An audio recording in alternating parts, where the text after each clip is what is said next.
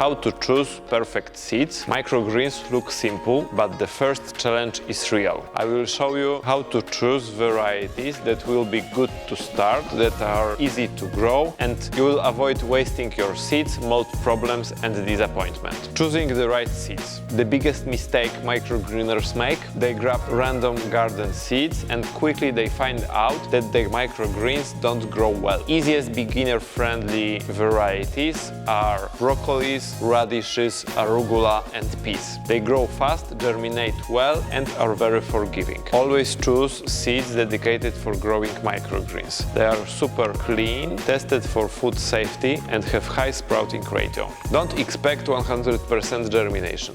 Good bet is that over 85% germination rate. Organic seeds may be more delicate to grow, so don't worry if you have different results from growing conventional and organic seeds from the same variety. Soaking. Remember the main rule. Big seeds like peas, sunflower or fava beans needs to be soaked before sowing for a couple of hours. Small seeds like radish, rucola, broccoli doesn't need watering. Basils, cress and arugula form a jelly pouch on the seeds after watering. You don't need to soak these seeds before sowing.